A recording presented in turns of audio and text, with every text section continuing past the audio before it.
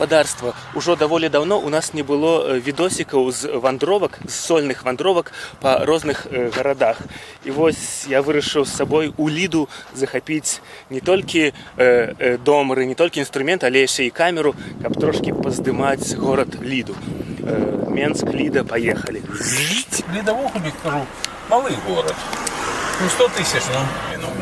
Это один из самых малых микрорайонов, называется Росляки.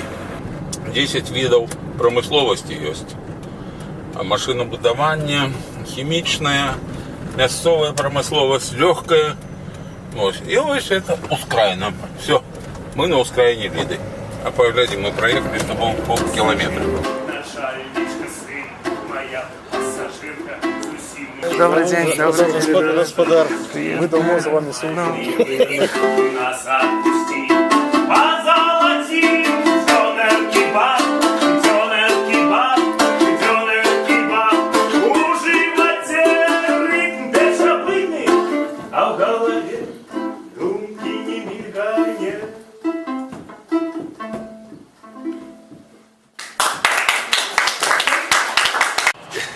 Раз, два, три. Є такі питання просто про Ліду. Чим ось зараз знакамітий гэты город? Ну, кожний год бываецца фест, Лідбір, наприклад. Коли 100 тысяч приезжаю гостей у 100-тысячный город, То это уже становится знакомитым. Хлопці, ви були на Лідбірі? Хто з вас був? В цьому годі будемо очиняти помник нашому заснованнику Гедеміну. Так що запрошаємо, так само приїжджай. на осень заплановано, может, в вересне. Ведите, ви його проходили в школі? Да замок начал строить. Казали сябры, казали суседи Франтишек, навошта с полоску едешь стартап ненадейный, не варто и браться завязанной, братья, с гэтым деваться. Там каля музичної школи коледж музичний, насупроть його фарний костьол, а від їх одразу замок, а каля замка в озеро, а з озера гості йдуть по бульвару Гедеміна до замка. Ось. А, і я ще ж не сказав, пригожу помнік Франциску Скарыні. Падобны быццам бы Янушкевич, які рабіў помнік. Менавіта ён. Скажи нам, Франтишек Скарына, прымае як сына у гості зямля. Скажи нам, ці правда, Франтишек Скарына, у родных мясцінах пророка няма. Лядовий палац ти бачив, так? Що, Лядовий палац. Лідяне люблять. И это и команда хоккейная, молодевая, добрая. И он у вас как бы не простоевый, потому что бывает, что... Не. У нас не. У нас спорт шануется. И футбольная мини-команда у нас судовная.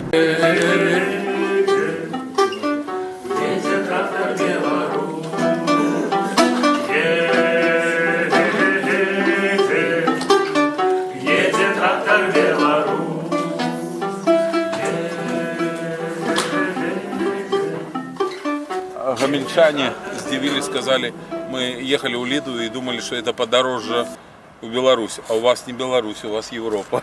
От партии БНФ приезжают что год, потому что у нас есть помник повстанцам Калиновского.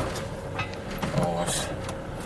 И туда приезжают. У Лиді есть помник повстанцам.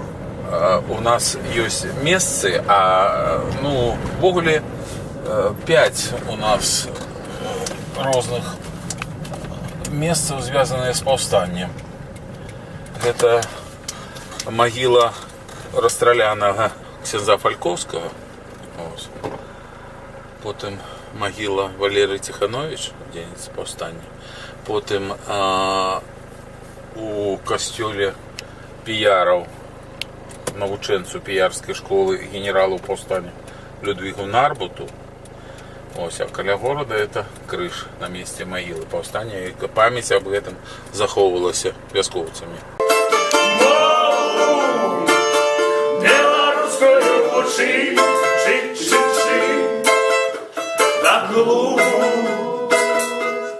И Лидбір починається.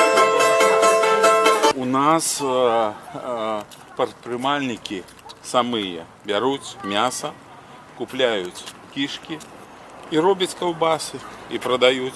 Потому что, ну, колядный стол, типа пасхальный стол, и он без колбасы пальцем ханы ніяк не можа быць. А на Вялікдзень абавязкова яшчэ, каб была Вантрабянка нейкая? Вантрабянка. Хатнія кіўбасы чым адрозніваюцца?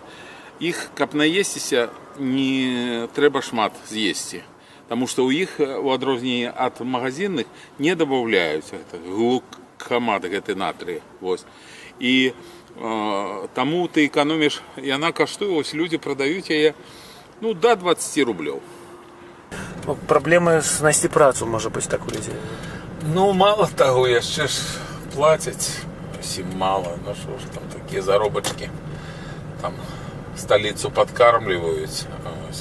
Как нам сталічныя заробкі, а кошты ж мяняюцца кожны тыдзень. У нас савецкую ўладу заўжды звалі дурныя саветы. І я табе скажу, яны не паразумелі. Як былі дурнымі, так і засталіся. Таму што якія яны грошы змарнавалі, то людзі маглі бы зрабіць славу прамысловасці абутковай, а яны там 3 мільёна еўра. Тух! А дай ты аднаму чалавеку. То бок патрэбен гаспадар нейкі прыватны, так? Вядома. Я стою у баку і чакаю, бо баюся выглядаць недарэчна. Босонож крочить шчасце ніжна, ты чапляеш плячыма сустрэч. Хто жаданне сваё загадае, яно збудзецца ў момант бясспрэчна. Лідскі канцэрт скончыўся, калі ўжо наўпроставыя маршруткі, цягнікі на Менск не хадзілі. Я даязджаў да Баранавічаў, там чакаў уначы 2 гадзіны, і з Баранавічаў ужо выпраўляўся на Менск. І раніца новага дня я ў Менску. Дзякаваць Богу, са мной была кніга Ганны Севярынец, гасцініца Бельгія, такая цікавая, што гэту начную дарогу я нават не заўважыў, быў у гэтай кнізе. Дзеянне адбываецца падчас 20-х гадоў мінулага стагоддзя, там беларусізацыя, НЭП. Так грунтоўна напісана, нібыта ты чытаеш беларускую класіку.